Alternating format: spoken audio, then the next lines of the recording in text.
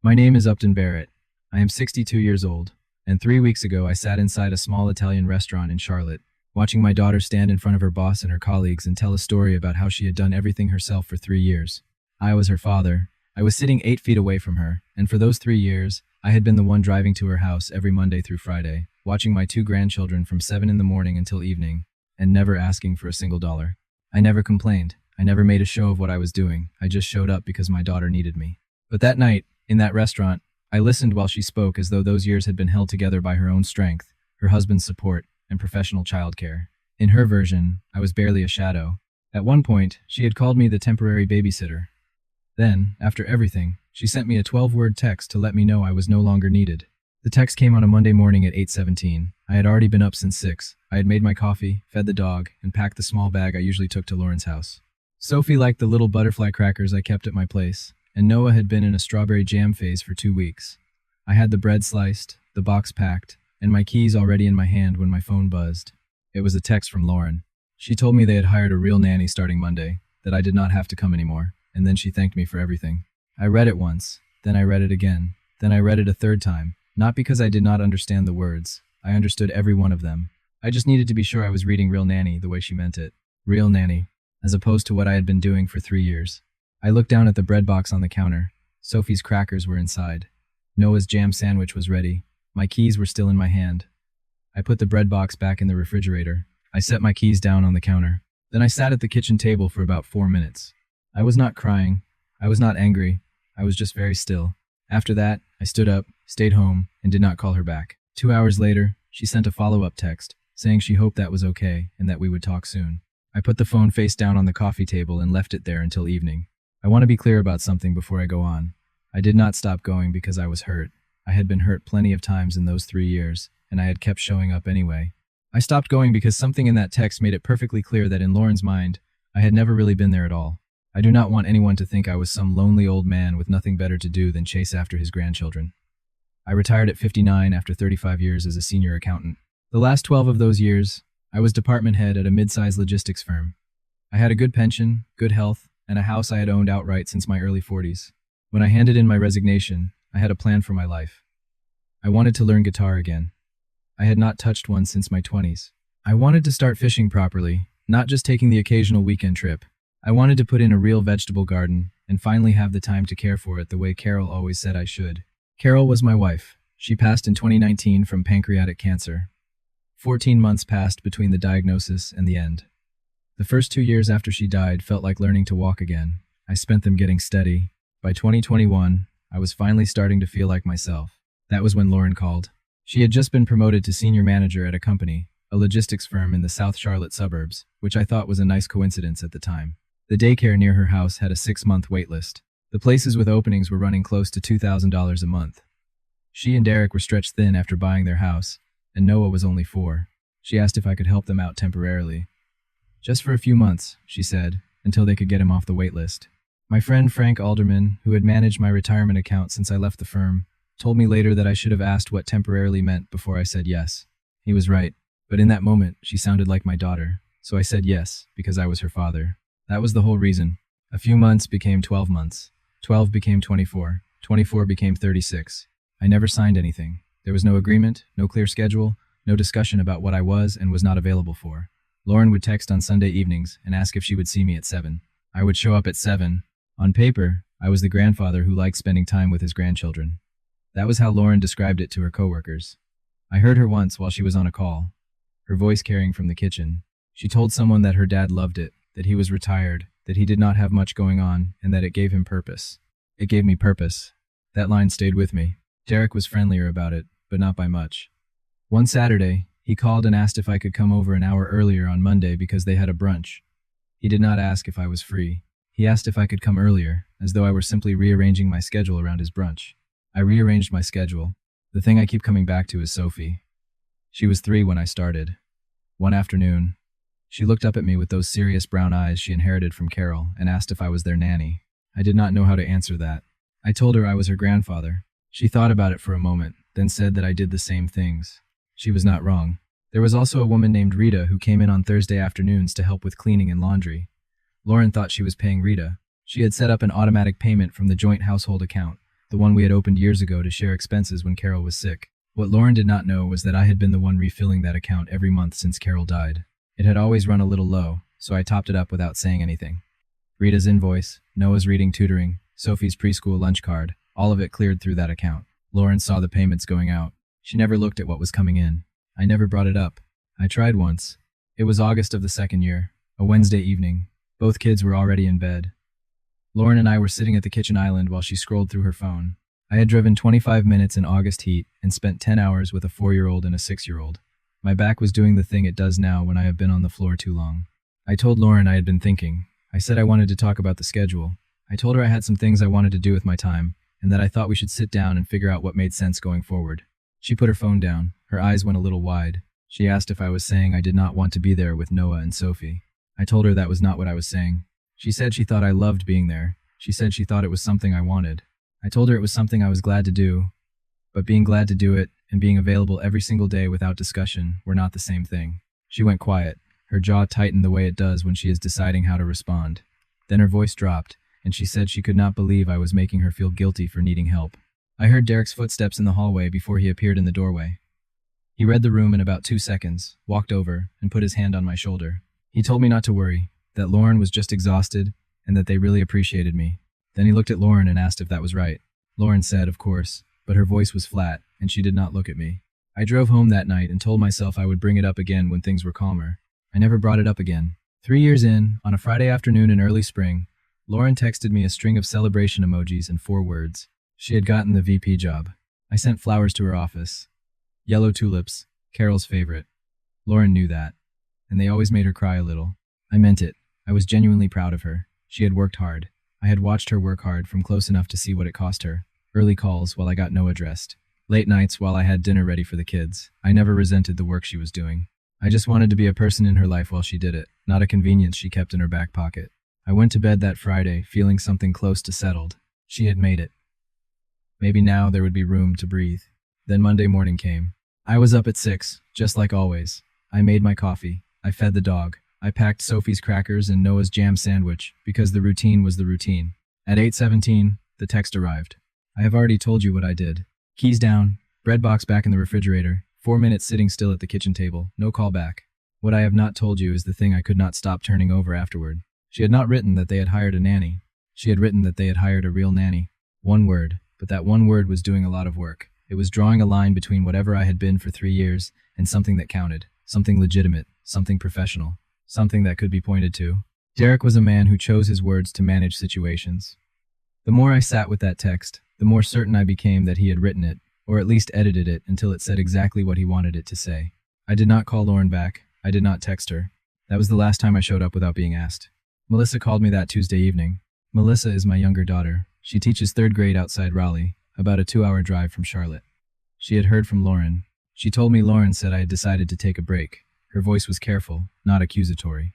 I told Melissa that Lauren had sent me a text saying a nanny was starting Monday. There was silence on the line. Then Melissa told me Lauren had said I was glad to step back, that I had been talking about wanting more time. I told her that was interesting, because that conversation had not happened. There was another pause. Then Melissa said quietly that she knew. She said she had known for a long time. She said she had not known how to tell me, because she did not think I would hear it. Before I hung up with Melissa that night, she asked if I was going to the promotion dinner Lauren had mentioned. I told her Lauren had called to invite me. Yes. Melissa went quiet for a moment. Then she said she might drive up. I told her it was her choice. She said she would think about it. A few days later, I went to see Frank. We had a retirement account restructuring on the books for weeks. It was a simple reallocation. Nothing dramatic, and I wanted to get the paperwork signed and done. Frank poured 2 coffees, sat down across from me, and pulled up the joint household account on his screen while we talked. He had flagged that account once, early on. About 18 months in, he had called me and asked if I wanted to restructure the contributions differently. I told him to leave it as it was. He left it. He never brought it up again, and neither did I.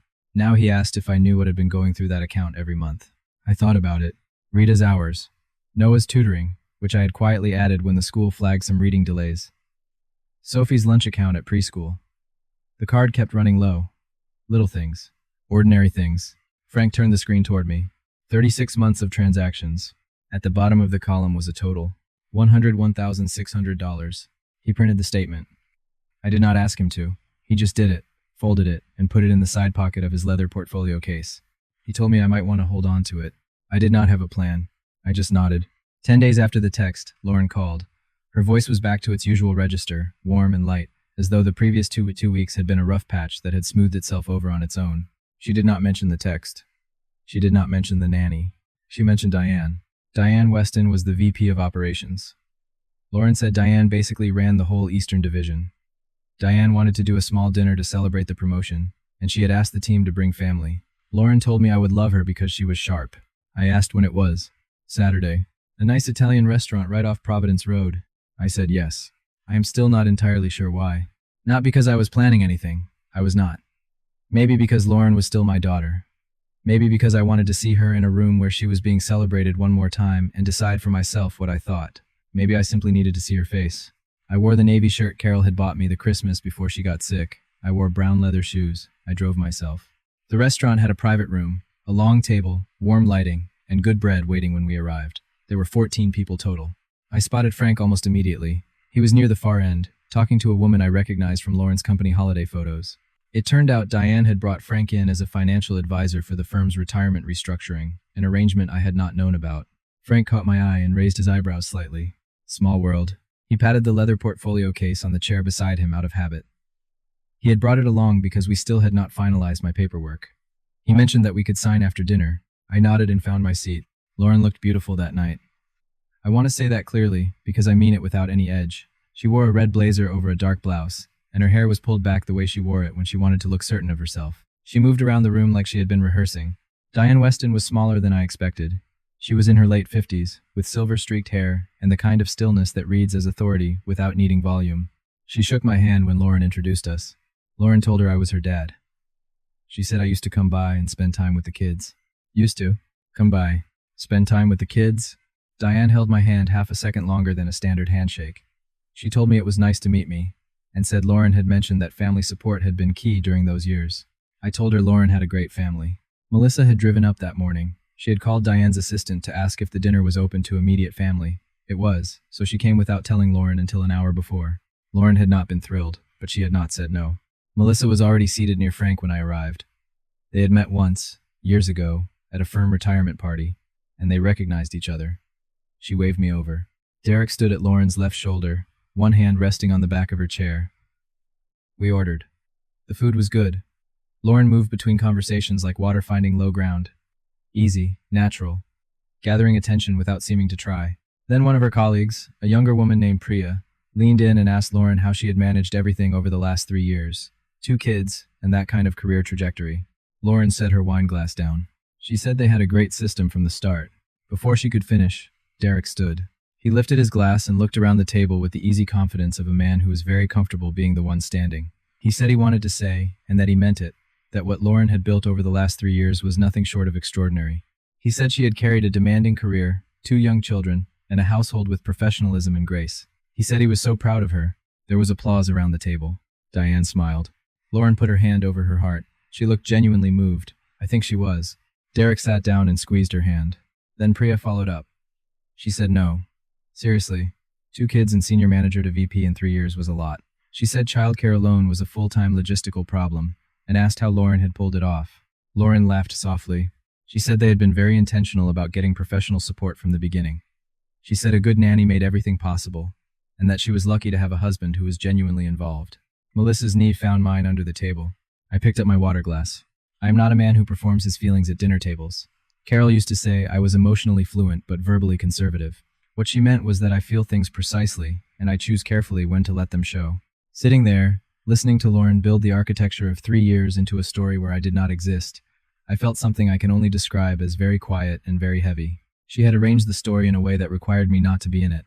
I put the water glass down and looked at Diane. She was listening to Lauren with an expression I could not quite read yet. The main course arrived. Something in a cream sauce for most people, branzino for Diane. The conversation split into smaller threads, and for a while, I talked with Frank about a fishing spot he had found near Lake Norman. Normal. Calm. Then Diane steered the larger conversation back to Lauren. She said she wanted to ask something she asked all her senior people. She asked about the system, not the job system, the life system. She said the work demanded everything, and the people who sustained it long-term had usually built something at home that held. Lauren was quiet for a moment in the way she gets when she wants to seem thoughtful before saying something she has already prepared.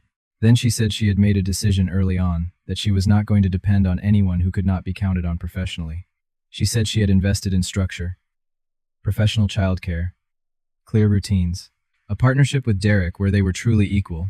She said a lot of women waited for help from family and ended up with something inconsistent, but she had built something she could rely on. I thought about a Thursday in January of the previous year. There had been ice on the roads. The school delay was called at 5 in the morning.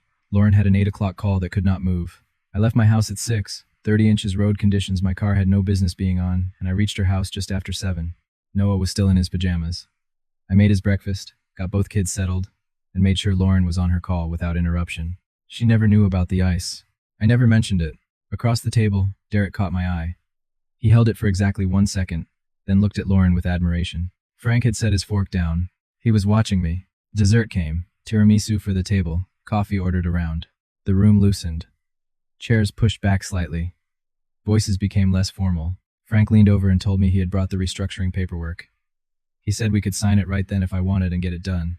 I told him sure. He pulled the leather portfolio from the bag on the chair beside him and set it on the table between us. He found the signature pages, marked them with sticky tabs, and slid them toward me with a pen. Diane was directly across from Frank. The seating had worked out that way, a coincidence of table arrangements. She was not in the middle of any conversation at that moment. I saw her eyes travel across the top of the portfolio with the mild, automatic attention of a person who reads everything in her field of view. The statement was the first page. Frank had left it clipped to the front. He had printed it days earlier and had never moved it. It was simply there, the way things are simply there, when nobody has been strategic about them.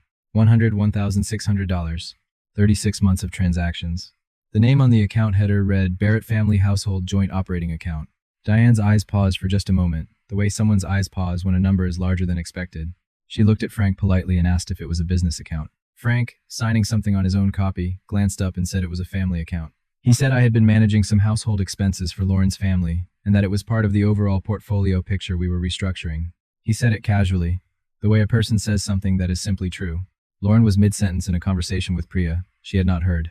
Diane looked at the statement once more. Then she looked at me. I signed the paperwork. There was a lull, one of those natural pauses where half the table is finishing a thought and the other half has not started one yet. Diane used it. She said Lauren's name, cleanly and without weight, then asked if she had understood correctly that my account covered expenses for Lauren's household. Lauren looked up from her conversation with Priya. She glanced at the portfolio, then at Frank, then at me. A half-second passed, but it felt longer. Then she said I had always been generous. She gave a light laugh and said I liked to help out with little things, but that it was really not significant. Frank said, not significant? He looked at the page in front of him, the way a person checks a number he already knows. Then he said it was just over $100,000 over 3 years. He paused. He realized too late that this was not a neutral observation. His voice dropped slightly, and he apologized. He said he had not meant to interfere. Diane told him not to apologize. Quiet, but firm. The table went silent. All of it. Priya looked down at her tiramisu. 2 of Lauren's other colleagues went very still. Derek sat up straighter. Not aggressively, but the way a man does when he is recalculating. He looked at me. I looked back at him. Lauren opened her mouth, then she closed it. Her fingers found the edge of the tablecloth. I signed the last page of Frank's paperwork and slid it back to him. Diane folded her hands on the table and waited. Not the way people wait when they want someone to squirm, but the way people wait when they have decided that the next thing said should matter. Lauren looked at me. For the first time all evening, she actually looked at me. I am not a man who makes speeches. I never have been. Carol used to say I had the most expensive silences she had ever encountered, because when I finally spoke, it cost people something to hear it. I did not plan what I said. There was no version of that evening where I sat down knowing I would say anything at all. But I was sitting at a table where my daughter had just called $100,000, and 3 years of my life not significant. The room was quiet. Diane Weston was waiting, and I had nothing left to protect by staying quiet. I said I would like to clarify something. My voice came out even. I was glad about that. I told them that for 3 years, I had come to Lauren's house 5 days a week from 7 in the morning until 5 in the evening. I told them I watched Noah and Sophie. I managed their routines. I got them ready, fed them, handled their sick days, their school delays, and their Thursday afternoons. Then I paused. I told them I did not receive payment. I did not ask for it. I did it because I was their grandfather. I let that settle for a moment. Then I told them the account Frank had mentioned also covered expenses I had been contributing to for 3 years. It was the household account Lauren and I had set up when my wife was ill. I had continued adding to it after Carol passed. It paid Rita. It paid Noah's reading tutoring. It covered Sophie's lunch balance. I said I had not hidden it, I had simply not announced it. Then I looked at Lauren. I told her I was not saying it to embarrass her. I was saying it because she had just told a table full of people that she built her success on a foundation of professional support and self-reliance. I told her that story was missing something. The room did not move. Diane was the first person to move. She reached forward, picked up her coffee cup slowly and deliberately, and held it with both hands without drinking from it. Her expression had shifted into something I could not categorize. It was not pity, it was not embarrassment on Lauren's behalf. It was something closer to recognition. Priya kept looking at the table. The colleague across from her had gone entirely still, the way people do when they are trying very hard not to be somewhere. Derek pushed his chair back slightly. He did not stand. He just created distance. With respect, he said. He thought this was being framed in a way that was not entirely fair to Lauren. Frank looked at Derek gently and said he had 36 months of transactions if that was useful to anyone. Derek did not respond to that. Lauren had not moved since I started speaking. Her hands were still in the tablecloth. Her red blazer suddenly looked too formal for what her face was doing. Melissa put her hand on my forearm. It was not a warning. It was not a command to stop. It was simply a hand. She had been waiting 3 years for someone to say what I had just said, and she did not trust herself to speak. Diane set her coffee cup down. Then she looked across the table at me with the directness of someone who had run a large department for a long time and therefore did not waste facial expressions. She thanked me for telling them. Not an apology, not an attempt to smooth over the awkwardness. Just thank you. Then she looked at Lauren. Lauren met her eyes for a moment, then looked down. Derek opened his mouth, closed it, stood up, and said he needed some air. His chair scraped against the floor. Then he was gone, and the room was quieter than it had been all night. The dinner broke into smaller conversations that moved toward the door in the way dinners do when the natural end has arrived early. Diane spoke quietly with Frank. Priya said a warm goodbye to me. She shook my hand with both of hers, which I thought was kind. A few of Lauren's colleagues thanked her on their way out, their voices a degree more subdued than they had been an hour before. Then Lauren was beside me. She pulled out the chair Derek had left empty and sat down in it. She was still wearing the red blazer, but the posture she had carried all evening was gone. She looked like my daughter again, the one who used to call me when a pipe burst or a work situation went sideways and she needed to think out loud with someone who would not flinch. She said, "Dad." Then she told me she had not known I was paying those expenses. She said she genuinely had not known. I told her I knew she had not. She said she should have known. She should have been looking. I told her yes, she should have. She absorbed that without deflecting. That was new. Then she apologized for the text. She said Derek had drafted it, but she had sent it without thinking. Then she stopped herself and said that was not an excuse. She had sent it. I looked at her for a moment. Then I told her I did not need an apology that night. What I needed was for her to understand that I had been a person in her house for 3 years. Not a resource. Not a backup system. Her father.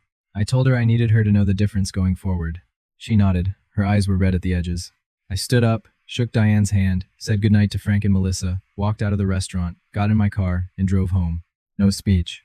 No door slamming. Just out. Lauren called the next morning. I was in the garden when the phone rang. Early, just past 8. Dew was still on the grass. This time, the apology was longer and more specific. She told me she had sat up until past midnight going through the joint account on her laptop. She had not known the total. She had not known the categories. She had seen household account as a line item and moved on. Then she said she had stopped looking because she did not want to know. She said that was worse than not knowing. It was an honest thing to say, and I told her so. She also told me again that Derek had drafted the text she had sent. She had read it, thought it was fine, and hit send. She said those words slowly, as though she was hearing them herself for the first time and did not like what they sounded like. I listened. When she finished, I told her I was going to close the joint account.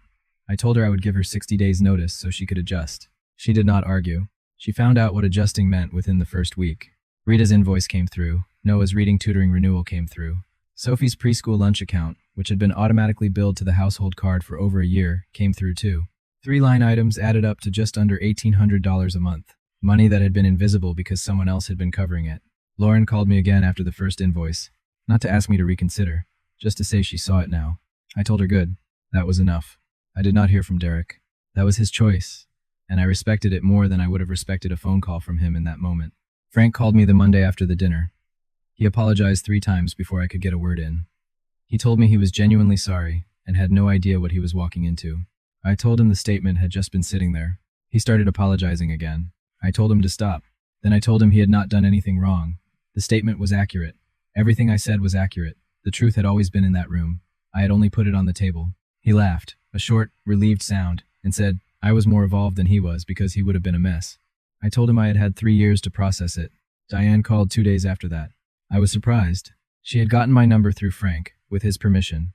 She did not call about business. She called because she was a grandmother herself, with 3 grandchildren under 6, and what I had described over that dinner table had kept her up for 2 nights. She said she was not calling to interfere. She just wanted me to know that she had heard me and that it mattered. She did not take any formal action regarding Lauren's position. That was not her point, and it was not mine. But I understood, from the way Diane spoke about Lauren in the following months, and from what Melissa later heard through professional channels, that the word self-reliant no longer applied to Lauren in quite the same uncomplicated way. Something had been adjusted in the accounting, quietly, permanently. Lauren understood this too, not because anyone told her, but because she was smart enough to know that the story she had been telling about herself had been heard differently by the one person in that room whose opinion of her mattered most professionally. She would have to build a new story, a truer one. Melissa told me some of this. I want to be straight about that. I was not in the room for what happened between Lauren and Derek in the days after the dinner, and I am not going to pretend I was. What Melissa told me was that Derek came home from getting some air that Saturday night about 2 hours after I left the restaurant. Lauren was sitting in the kitchen when he walked in. The conversation they had was the kind neither of them had been willing to have in 3 years of managed surfaces and careful packaging. Derek's first question, apparently, was why she had not told him that her father was covering those expenses. Lauren's answer, apparently, was that she had not known, and that Derek had been the one pushing her to build the narrative of full independence. She had built it so well that she had not looked behind her own story closely enough to see what was holding it up. That was the part that stayed with me when Melissa told me. They did not separate. They did not call lawyers. A counselor's name came up eventually through Melissa, through the grapevine of a family that talks less than it should but still talks. I do not know if they went. That is not my life. What I know is that Lauren called me twice the week after the dinner, and both times she sounded different, less managed, more like she was figuring out what to say instead of delivering something prepared. I prefer that version. It is harder to talk to, but it is real. I told Melissa that Lauren was going to be fine. She was stubborn, and stubborn people do okay once they finally stop pointing it in the wrong direction. Melissa laughed and said Lauren got the stubbornness from me. I told her I knew. 2 Saturdays after the dinner, my phone buzzed at 8 in the morning. It was Lauren. She said Noah kept asking about me. Then she asked if I would come by that Saturday. Not to help, she said, just to visit. She said they would love to have me for breakfast. I sat with it for a few minutes.